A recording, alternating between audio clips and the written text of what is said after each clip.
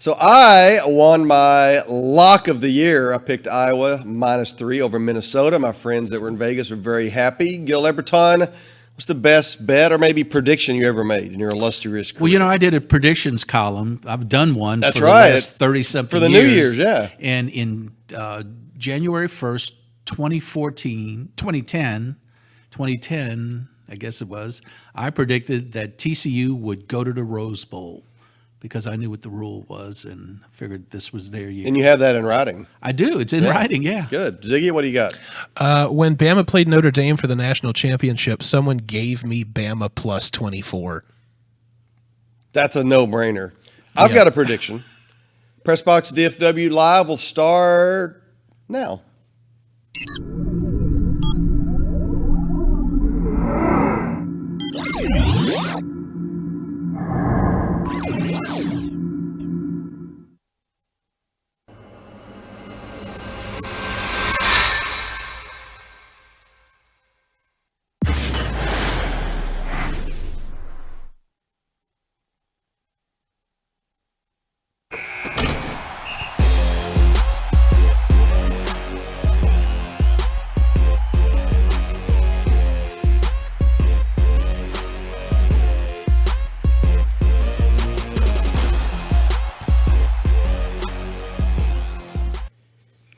Welcome to the clown show known as PressBox DFW Live. I'm Richie Witt alongside Gil Eberton and He'll be here. who and what? He's What got is a real happening? job. He'll be here.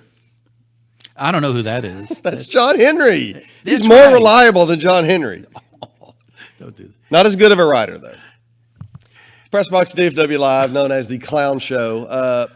It's November 19th, Yeah. by my math. It's week 11 of the NFL season. What if I had told you back in training camp that on this date, at this time of the season, the Cowboys would not have beaten a team with a winning record? What would you say? I'd say, who's the new coach? Right. And they must be getting ready for the draft next year.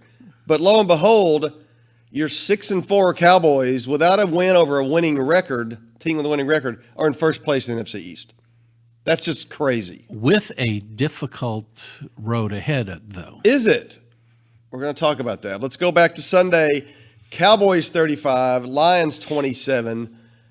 Gil, what is it about this team in the early starts? I don't know. There's something, though. It can't just be coincidence, right? Right. It's I guess the happened Giants a every couple week. weeks ago, Dak throws an interception on the first Yeah. snap. This is Zeke Elliott, Yeah. a fumble on the second snap. Yeah. Can we blame Jason Garrett for, I hate the old cliche. He didn't have him ready to play, but what gives? Or Kellen Moore, right? I mean, he scripts the plays at Yep. the start. But he doesn't script a fumble. No. Zeke is not a fumbler. He's Right. fumbled a couple times this year, but there's something going on, though. Right. They're like the lawnmower that you have to crank it, pull that lever 7 times before it cranks, and then we're good. Right. But the Cowboys, they got to fix that. And I don't even know how it's not a decision. I hate when I hear pundits and fans say, the keys to the game. Well, the key to the game is the Cowboys got to get off to a quick start. It's not a decision. You don't just decide, hey, Gil, let's do a good show today. Right. If you did, you'd do that every single day, right? Right. But they do need to get off to a quick start. But what do they do differently? I don't understand what's going on. Change the pregame routine, maybe? I don't know. At this point, anything, because What- they're not good enough to spot the Patriots 7-0.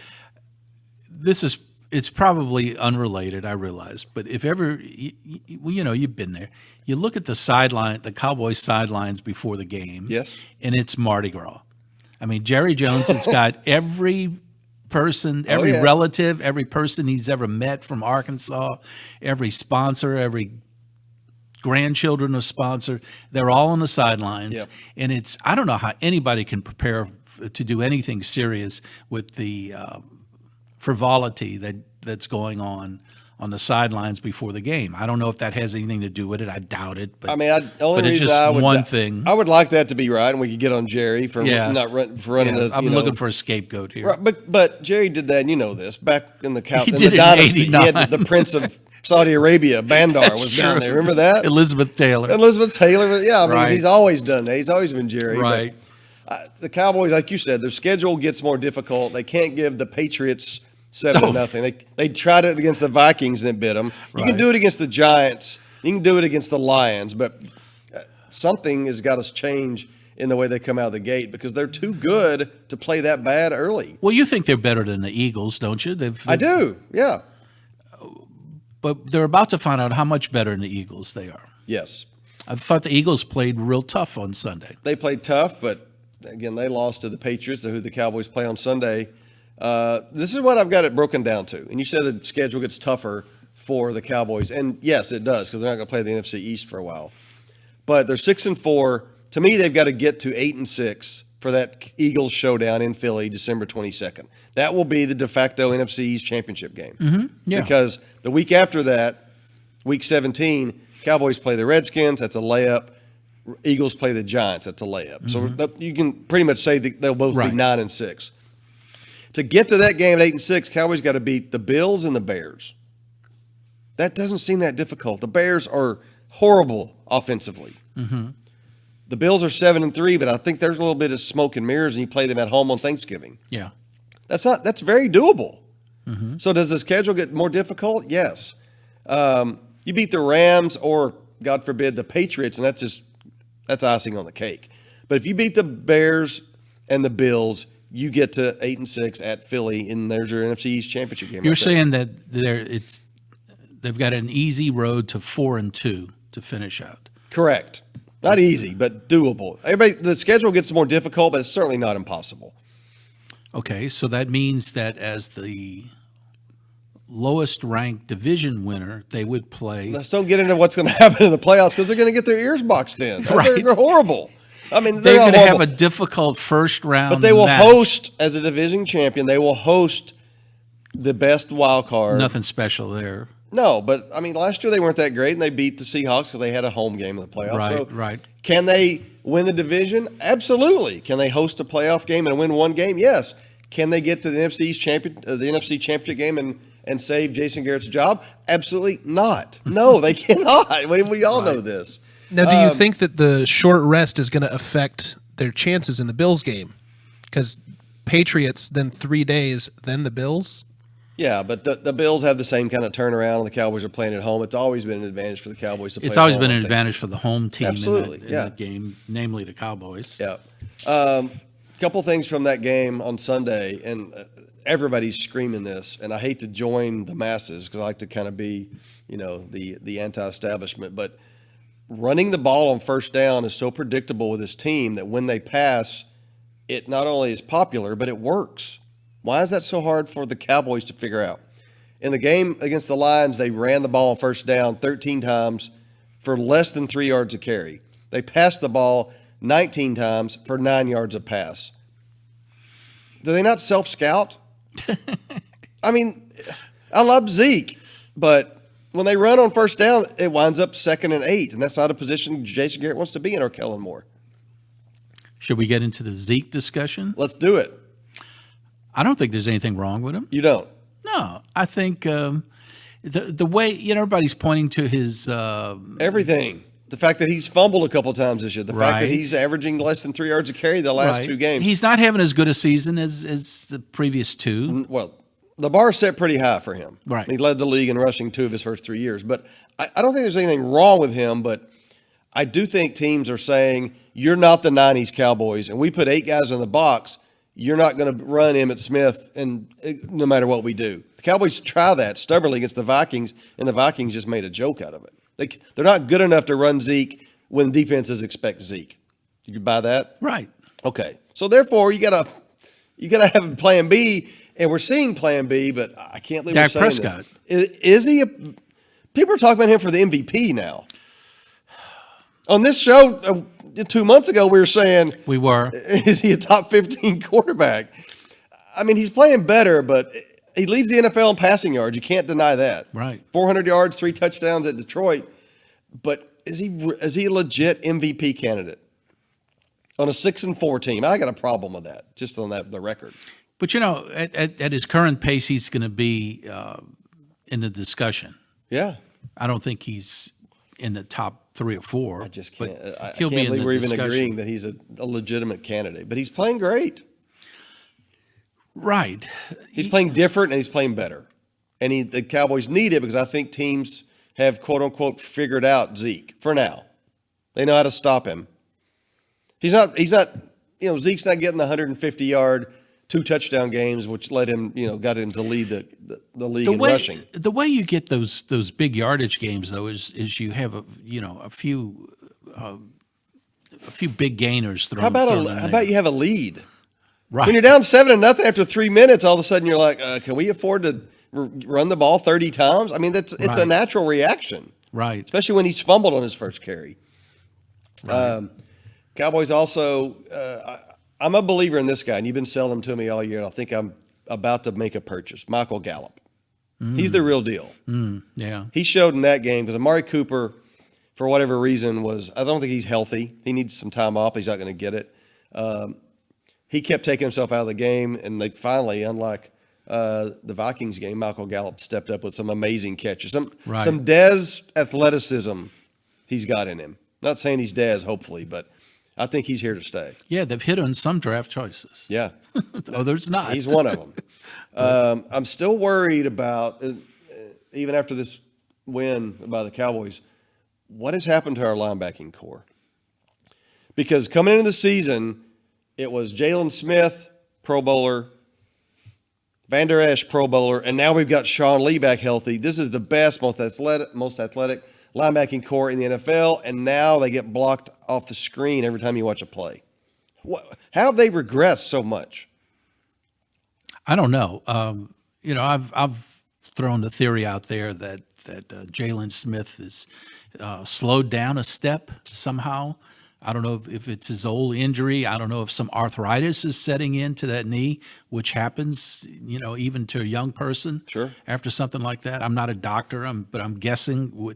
I just think he chases plays sometimes, and he doesn't have that burst to the ball carrier or the pass receiver. He's always been deficient, in my opinion, as in pass protection. Yes. That's never been his pass strength. Rusher, he's still for a linebacker, he's still above average. And to me, he seems to be doing, loops and all kinds of tricks to try to get a spectacular play. I think you've hit it.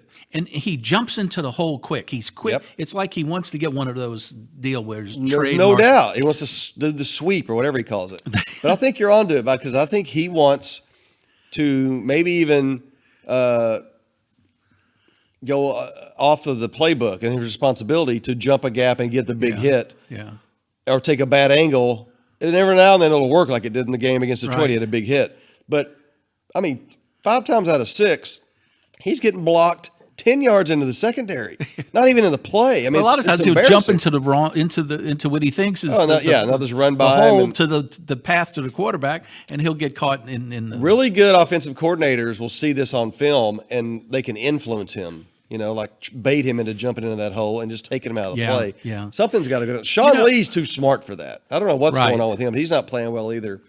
But despite that, the linebacker play and the fact that guys like Byron Jones haven't had an interception all year, even though he gets thrown at all the time, the Cowboys are 6-4 without beating a winning team. It's just a crazy year in the NFL. Let me ask you a quick question before we move on. Would you have an on-air media tattoo put on your back? Because I asked this because, how much? Yeah, if you can pay me. I asked this because one of the in-house private criticisms of Jalen Smith is that he was too distracted in the offseason. Okay. To me, the guy has always come across as a huge self-promoter. Oh, there's no doubt. And what person, what first, second year player has his own logo, his own brand, talks about his brand and things like that, has his own line of ugly sunglasses and things like that. He's been convinced that not only is he a really good player, but he's got a really good story coming back from that horrific knee injury. Right. And he's well-spoken, he's articulate, and he's got a great personality. But somebody's gotten a hold of him and said, you're bigger than football. Well, he has his what's his brand. tattoo? It's got the logo from his sunglass line. What is it? Whatever vision right. it is, and then he's got his swoop, his swipe thing on his back. He has that tattooed on his He back. does. The swipe is not going to catch on. I got bad news. He's got his logo on his But back. I know we're kind of half kidding, but No, I'm not kidding about that. if you had that swoop, let's call it, Whatever. tattooed on your back, and that was your brand, you would go out of your way to make the one big hit so you could do that stupid move once a game, wouldn't you? Right. Instead of saying, Branding. I played for the team, I played my responsibilities, I made 10 tackles, or they were all just routine tackles, you'd be like, but I didn't get the your marketing guy's like, you got to get a swoop, come on, and you would do that. Okay, we figured out what's wrong with Jalen Smith. That's right. Amazing. All right, there's the Cowboys, 6-4. They play the Patriots on Sunday. They will not. You want a prediction for next week? They cannot spot the Patriots 7 points and beat them. There's my prediction. All right, next up on PressBox DFW Live, maybe John Henry will be here. Maybe the clown show will continue. But Houston, we got a cheater on our hands.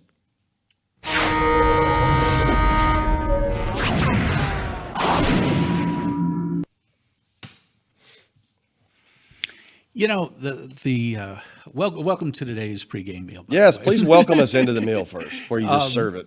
The Texas Rangers have a new.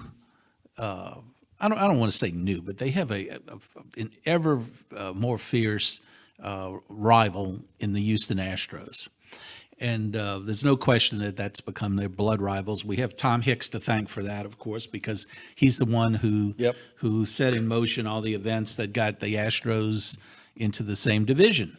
It's a real rivalry, though. So much so that Rangers fans refuse to root for the Astros in the World Series. Right. Kind of like F them. Kind of like the Cowboys would in the Eagles in the Super Bowl. Like, no way. We hate them. They're our division. This is even like, we're Texas pride and don't mess with Texas and we're all the Lone Star State. No, screw that. And Houston people certainly don't like the Texas Rangers. Correct. But I think over the last few years, couple of 3 years, I think the rest of the American League, the rest of baseball, has grown to distrust and dislike the Astros somewhat. Kind of the way they went about their rebuilding. Doesn't that have something to do with it? It starts with that. It Yeah. starts with that.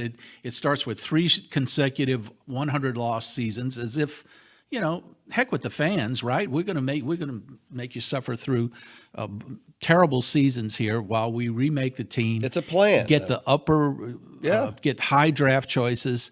Now, granted, they were able to get some terrific players out of it. It worked. Yeah, it I worked. mean, now, again, if you're a season ticket holder, you're like, you're going to tank on purpose and lose 110 games 3 years in a row while charging me for season tickets. And they basically said, stick with us, endure these losses, and we're going to win you a championship. And maybe that's why we hate them, because it worked. Who else has tried that? The Philadelphia 76ers tried it, right? Yeah. The process. Florida Marlins tried it. Florida Marlins. Didn't work. Yeah, it didn't work. Disastrous. And didn't really work in the 76ers case, right? Although they've got a good nucleus of a team, but still hasn't. But the Astros made it work. Well, Jeff Luhnow, I guess that's how you pronounce it, is Luhnow. the general manager, and he's with all the stuff going on during the World Series that really brought to light a couple of things that they've done in the past, namely the signing of relief pitcher Roberto Osuna. Yep. And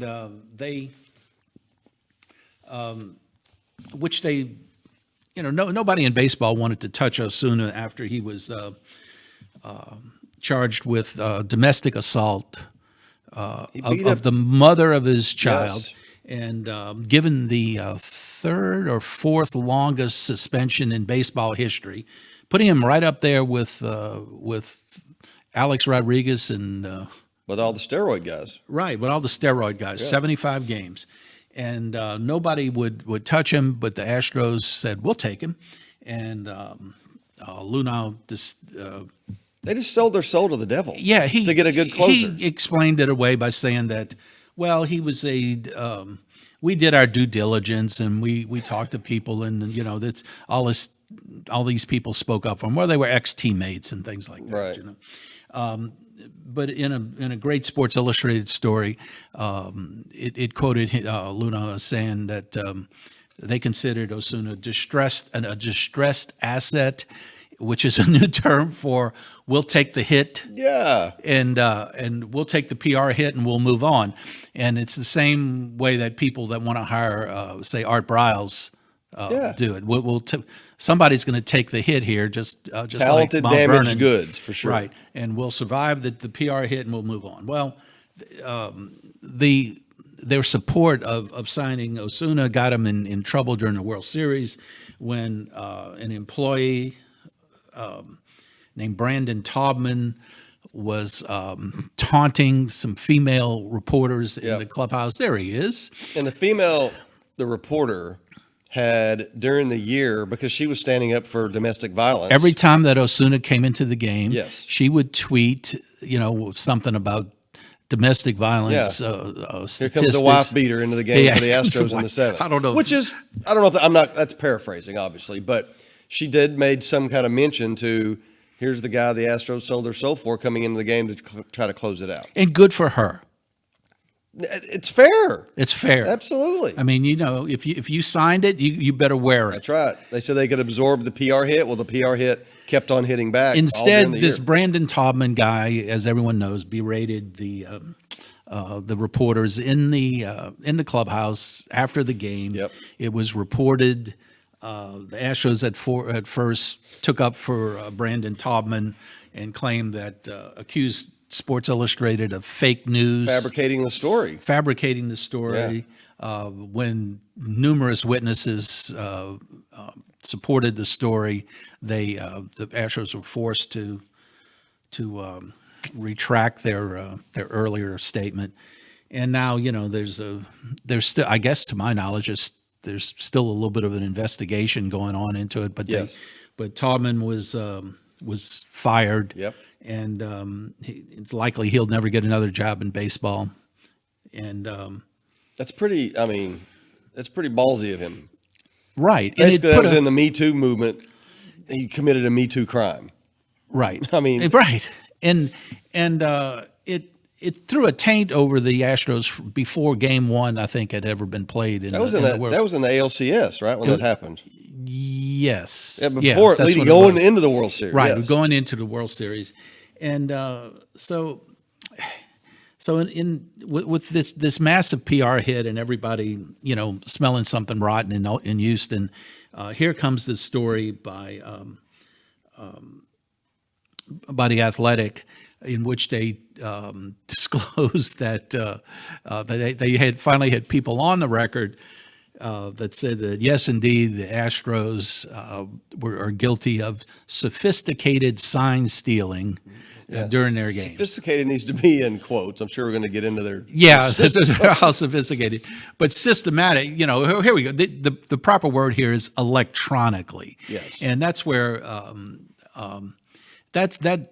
that's the line that they crossed there that seems to upset so many people, is that they're using modern means to do it. Sign stealing, of course, is as old as Ty Cobb. I was about to say, that's almost an unwritten rule of baseball, that you can steal signs. Runner gets on second base, catcher calls timeout, him and the pitcher say, for a reason, change the signs, with the guy on second.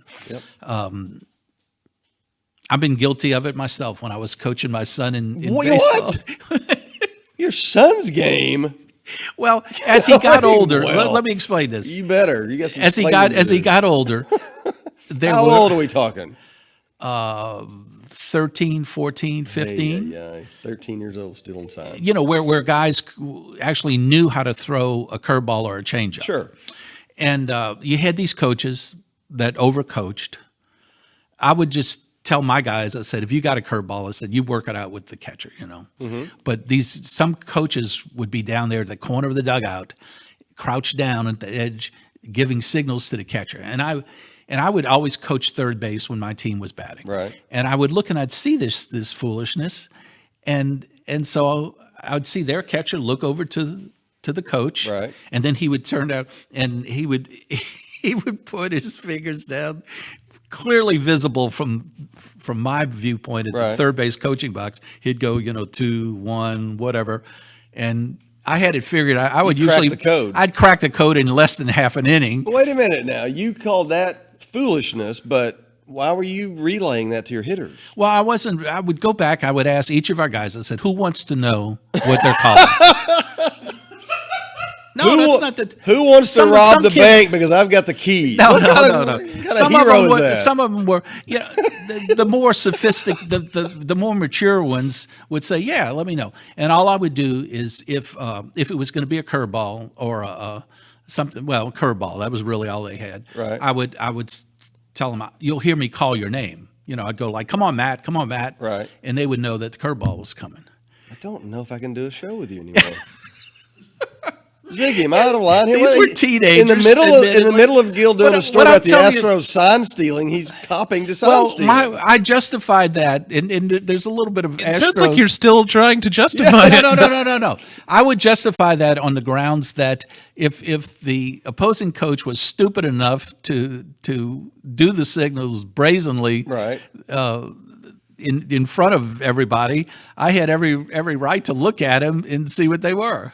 Wow. But I mean, whatever. Ziggy, if you're dumb enough to leave your car unlocked, I'm going to sneak in the No, back. it's not the same. It's not the same. But my point goes to your point, which is just that where it's as old as time. Absolutely, it is. But what the Astros did was take it a step further, a giant step further, and actually had this system. All right, try to describe the system, 'cause I think I've read it. It's comical almost. Well, first, a couple of their former pitchers, Mike Fears being one. Yep, threw a no-hitter this year. Yeah, and he felt guilty because he said that there were some careers being affected by this. Of course. Young guys coming in. I mean, who knows what impact, if any, it had on you, Darvish, when he pitched against the Astros in the past. Big difference in his fastball and his off-speed stuff. Yeah, it was like, I wrote a thing back. More than a year ago.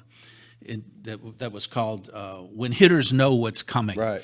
And it talked to people about I had talked to people about sign stealing and things like that, and it was quite a lot of them. They all admitted that it goes on, and they talked about what a great advantage it is, of course, for hitters to do it, and how prevalent it really was. But there's a big difference between studying hitters and looking for little tells that pitchers have, and then actually putting a camera in center field like the Astros are alleged to. Well, they're not alleged. They have pictures. They installed a camera in left center field. Yep. And somebody behind the camera. This is not the guy. This is another one. Not guilty. This is good. This guy is a guy that was taking pictures before the American League Division Series and the ALCS. He's an employee of the Astros, we don't know that for a fact, but he's got an Astros ID on. His name's Kyle McLaughlin. He's a friend of owner Jim Crane, and they caught him taking pictures of the opposing team's dugout. They said they were just using it as a preventive measure. I don't know if you could get anything from taking the dugout pregame. How's that going to happen? I don't know. I don't know what I think they want to see where signals are coming from, and then, Yeah. and the Astros, as subsequent stories by Ken Rosenthal and The Athletic have pointed out that they resorted to all kinds of means to try to pick up on the other team was doing, including Right, let's get to whether that. they should have binoculars or Right. whatever. How did the Astros steal signs in 2017? The camera was relaying, apparently relaying. They had the camera trained on the catcher's crotch area, right? Yep. Okay, where he's giving the signals, and they would pick up on the There's on a the video sequence. monitor. And there was somebody I think apparently was using it with a laptop right off the dugout Yep. in the hallway behind the dugout. Yep. And Here's recently, where it gets crazy. recently a picture was published that shows there's a well, not a picture, but they found this in the Astros' own highlight film from the 2017 World Series. It actually showed the setup, and there's a table down there. There's a laptop on top of the table. There's a folding chair. There's even a bunch of peanuts at the bottom of the chair, which suggests that somebody was there, sitting there.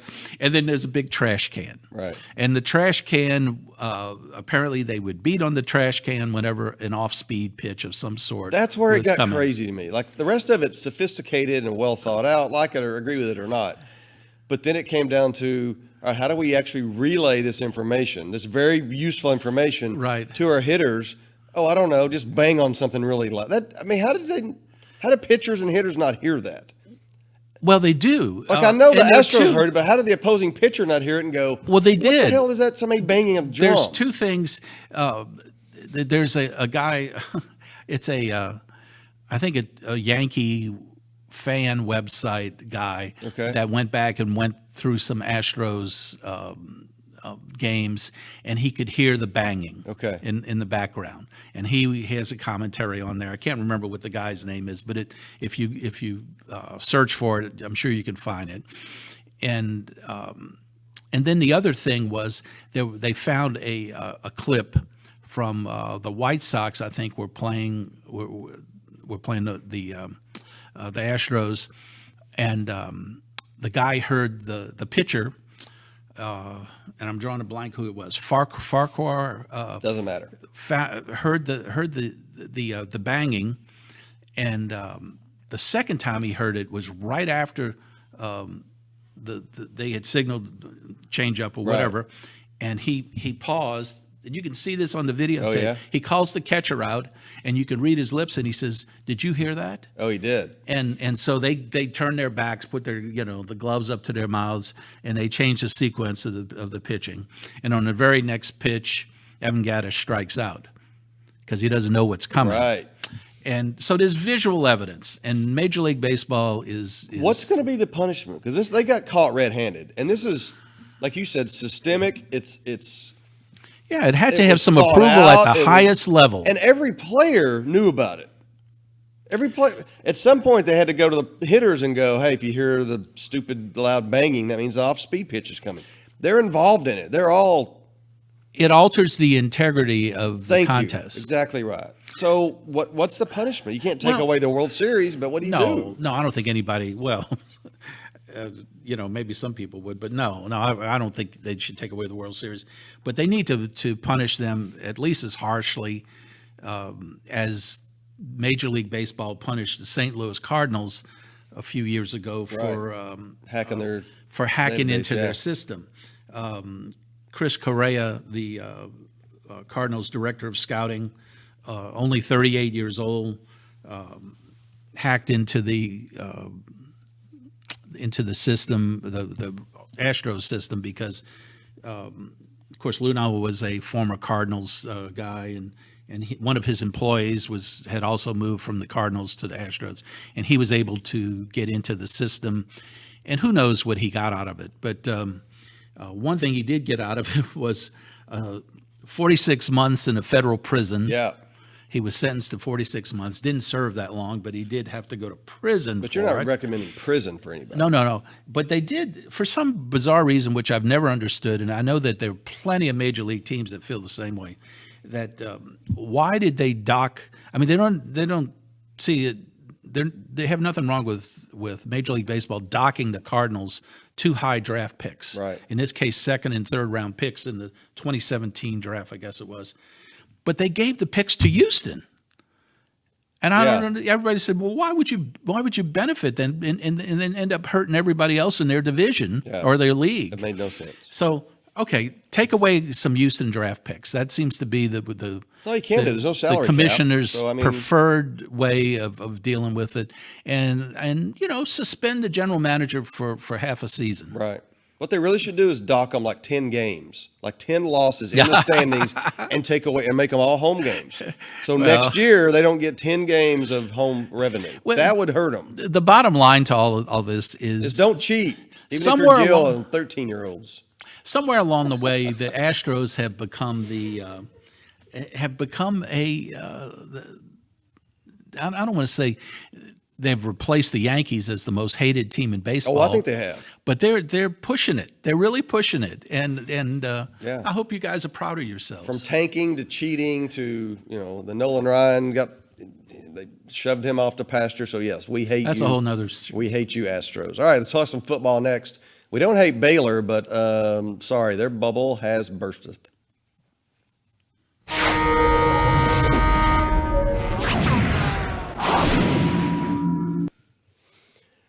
And now for more on the Big 12, let's go to John Henry. Oh, All right, So- maybe we should fill in for John Henry since Right. he doesn't know it. how about that Baylor gosh. Oklahoma game? I did not see this live because I thought OU was going to roll them. I thought they would score 50 points on them. And when my buddies were texting me, Baylor is killing them, I just couldn't believe it. In this game, we'll look at some video from the game, some highlights from Saturday night in Waco, which is where we are today at the scene of the crime. OU took a 3-0 lead and then eventually fell behind the Baylor Bears 31-6. I haven't thought Baylor's been good all year. I saw the way they beat TCU a couple of weeks ago in a game TCU should have won 5 or 6 times. I thought Baylor's been getting along with a lot of luck and lucky teams it usually runs out. But when it was 31-6, I was a believer. You? Well, I thought that they had a defense that they could take on the road with them. I wondered, though, if they could keep up with the point production that Oklahoma is capable of. And I thought that it would be a close game Saturday. I really did. I wasn't convinced they would win, but I thought it would be a close game, but not in the fashion, not following the script that it did Saturday. Yeah, it helps when Jalen Hurts scrambles away from a rush and just lays the ball on the carpet and just gives them 7 points. I was at another game Saturday night. I had some out of town family thing, and I was in Mississippi.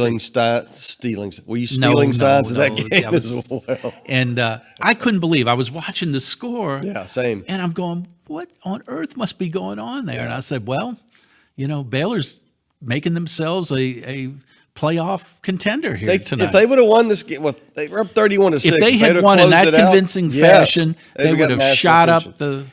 Instead. Yeah, where do they end up now? Where would you predict that Baylor will end up tonight Tuesday night when they announce the it doesn't matter rankings? now. I mean, they're a one-loss team, and Oklahoma beat them. They were 13, I think. Yeah. So they're gonna drop down to 18, 19, 20, now they're something like like SMU. that. They're at the bottom of the 25. With no hope. With no hope, yeah. If they turn around and beat Oklahoma now for the Big 12 championship, Right. then the fourth team in the playoff is going to be either a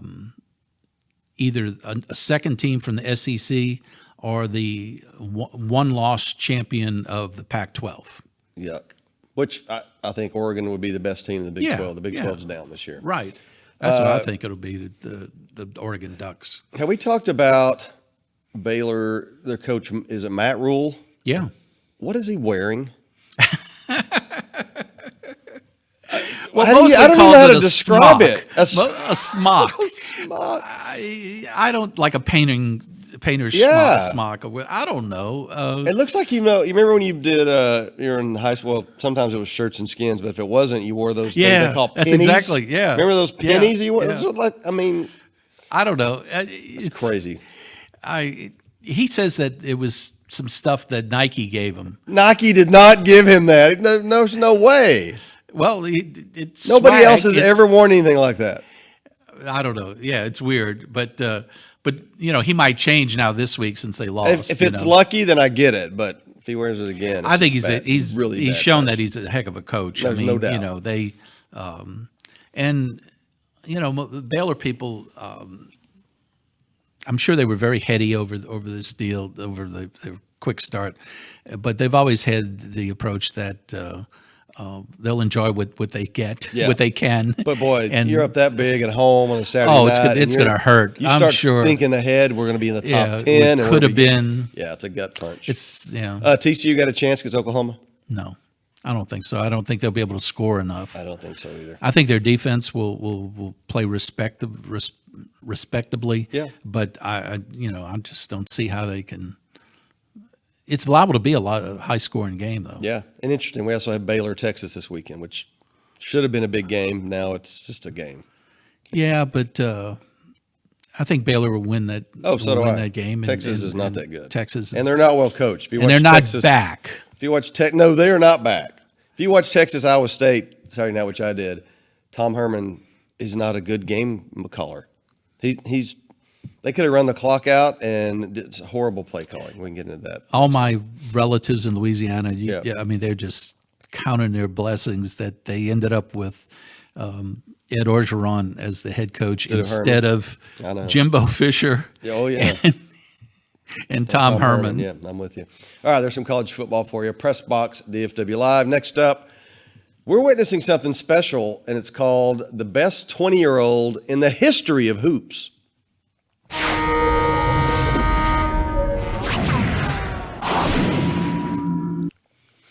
All right, what's in? I want to look at the Mavs last night. Did you catch some of the Luka show? I did. I mean, I'm running out of superlatives because what he did last night, and again, he's done magical things last year in winning Rookie of the Year, but this year he's gotten even better. Last night he gets a triple-double with 42 points, 12 assists, and 11 rebounds. And I started thinking as I'm watching this game last night, we'll look at some highlights at the end of this game. He just makes step-back jumpers from 35 feet with a game on the line. I mean, you just don't see this from a 20-year-old. I mean, first of all, don't take that shot. He made that shot. You know, I mean, Right. But he makes it all the time. And then Right. his reaction is, damn right I made it. I'll make it again. He's a beyond special player. 20 years old. 20 years old. And I was thinking, is he the best Maverick ever at 20? And I started thinking, I covered Dirk at 20. And I thought Dirk How was old not Dirk? good at 20. How old was Dirk when he first started? He was a rookie. He was a rookie at 20, but he only averaged no. 8 He wasn't and there 3. yet. He was Yeah. like, no. Remember, we were wondering what had gotten in L.A. Right. with I was both questioning, did you really pick this both frail, him and gangly Steve Nash teenager? wasn't. Right. His shot hadn't And I'm started thinking, to is he fall better yet. than Jason Kidd at 20, who won Rookie of the Year? But Jason Kidd wasn't a rookie until he was 21. Yeah. Oh, so, I mean, Luka's loops and bounds the best Maverick at age 20 this year. He's averaging 29 points, 10 rebounds, and 9 assists. Almost a triple-double. And here's why. Because he's 20, but this is his 6th year of professional basketball. Yeah. That's what's amazing. Right. He's been doing this since he was 14, and it's not new to him. It's not too big for him. The child labor laws are different in Europe. Yes, they are in Slovenia. Now, did you steal some signs for Luka back in Slovenia? No, he did this all on his own? He did it. So I looked up some of the other 20-year-olds in NBA history. And again, it's, some of them are out of high school, straight to the NBA. Some of them are one-and-dones. And, back in Wilt Chamberlain's day, he couldn't have played at 20 years old. So it's kind of skewed. But Luka's 29, 10, and 9 is better than the rookie 20-year-old seasons of Anthony Davis, Kyrie Irving, way better than Kobe Bryant, better than Kevin Garnett, better than Shaq, better than Isaiah Thomas, Magic Johnson. The only one that comes close is LeBron. LeBron averaged 27 points, 7 rebounds, 7 assists. But other than that, we haven't seen a season ever in the history of NBA like this by 20-year-old Luka Doncic. I mean, do you get that feeling when you're watching him? Oh, definitely. Yeah. And obviously, you can't compare LeBron and Luka because their games are different. Numbers-wise, he compares. Numbers, his production Yeah. is, and what the amazing thing about Luka to me over and over and over and over again is when he decides, okay, on this possession, I've got to get in the paint. And when I'm in the Yeah. paint, I don't know if I'm going to make a floater. I don't know if I'm going to dribble back out, make a step back 3, or if I'm going to draw 3 guys and find somebody open in the corner. But he gets to the paint as though it's just a decision.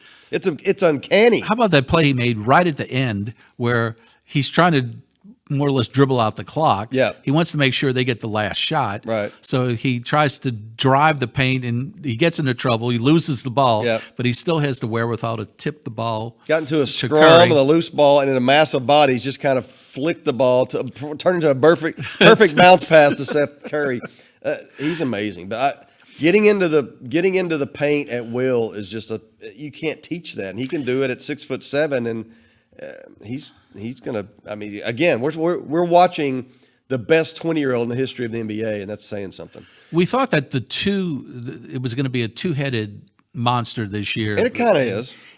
But clearly one guy is Yeah. head and shoulders above No doubt. the taller Porzingis guy. has been okay, but Luka, even as good as he was last year, he's taken it up a notch or even two. Yeah. Let's talk about somebody who took it up a notch, and this just kills me. I don't know what you think about this guy. What do you think of Stephen A. Smith? I knew that you were going to get that reaction. Well, Stephen A. Smith, as you know, used to work for the same I've got a newspaper story. chain. I've got a story. Same newspaper chain as, Yeah. as the Fort Worth Star Telegram. And Here's my- so let me- go ahead. I've seen him up close and personal. Me too. And including it was at an Olympics Yeah.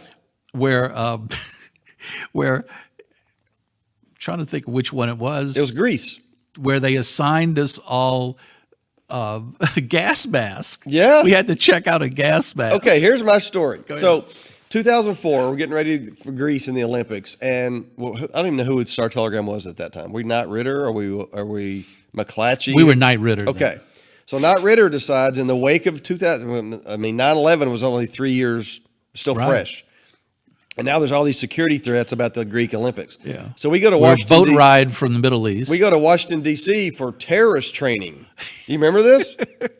So everybody there. So Stephen A. Smith's at the Philadelphia Inquirer. Right. And we're at the Star Telegram. So I go there. And one of our training modules is, what if you come upon a journalism cohort who's laying unconscious and face down? Which could happen in this. And I'm like, I don't know. So my partner in this exercise is Stephen A. Smith, which I had no idea. I had no idea at the time. Oh, this is great. Because he wasn't Stephen A. Smith. He was just Stephen Smith, a writer that covered the Eagles. Yeah, in he the was 60s. Stephen Smith. Yeah, just a guy. Columnist. So he decides. No, he wasn't even. He's going to lay prone, stomach down, and I'm got to be the. And they told us, here's how you roll the guy over, and here's how you check for breath, and the whole thing. So they say, all right, try it. So I come up and I roll Stephen A. Smith over, and he rolls back. And he's a slender guy, not that big of a guy, but I can't roll him over, and I do it again. And there's like something like obstructing me from being able to roll this guy on his back. And the security guy's going, roll him over onto his back. And I'm like, I know, I'm trying. And I tried it again, and he rolled back. And I'm like, I didn't even know his name. I'm like, dude, what's happening?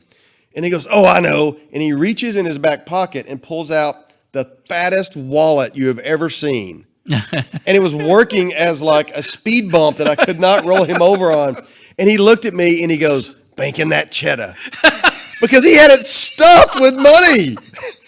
And that son of a gun now just got a deal with ESPN for $8 million a year. He's banking that He's cheddar. really banking cheddar now. $8 million a year. At the time, I laughed at him like, get the heck out of here. But do you think he's good? Do you think he's talented at all? It's all shtick, right? It is. He's a character. He's like a World Wrestling villain. Yeah, right? he's playing a character. We actually have some footage of We him actually okay. making Here's a great. Here's Stephen A. when he's not in shtick, when he's actually trying to do some analysis. This is Still with a pocket full of cheddar. Spencer Ware and thinking that he can do some things. I'm keeping my eyes on this matchup right here. Spencer you got your Ware's out. linebacker. I'm sorry. Spencer Ware is out. Oh yes, I forgot. I'm sorry, Out Max. with a I'm sorry. foot, yeah. Absolutely, he is out. But I'm thinking Tyreek Hill. I'm thinking Patrick Mahomes. I'm also looking at the San Diego Chargers on offense, and I'm thinking about Hunter Henry and the way that he's played this year and as effective as he's been. He's going up against Derek Johnson, and I got to keep my eyes on that because I'm looking at it from the standpoint. Oh, Stephen A. Breaking down a Brewski. game. Teddy Bruschi gave him a look like, what am I doing? And I'm Max Kellerman's Teddy Bruschi eyeballs. would rather have worked with John Henry the Right. Clown than Stephen A. Smith. All right, let's get up on out of here. The walk-off is next on PressBox DFW Live.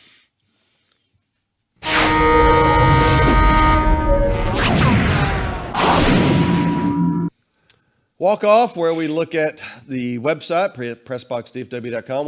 What stories we got going up there, Gil? Anything good? TCU basketball, TCU football.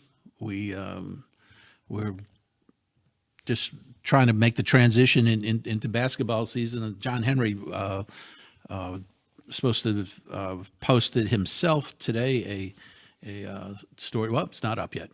So, but John Henry also wrote wrote it. He wrote his, which he told on this podcast a couple weeks ago. His Rex Tillerson story, which is really funny. If you want to read about this former Secretary of State and his cutting horses, it's a pretty good story about John Henry. If you'd like to be a part of PressBox DFW's website, our podcasts, please send me an email at glebreton@pressboxdfw.com, and we'll try to fit you in. Yes, sir. We'll definitely fit you in. Now we do have a question on the chat today. Let's bring it. What do we so got, this, let me pull this over here. So this is from Robert King, and he has a question specifically for you, Richie. Bring it. Robert King says, "I am making my way to the Soccer Hall of Fame tomorrow. Is Tattoo a member? I'm asking for John Henry."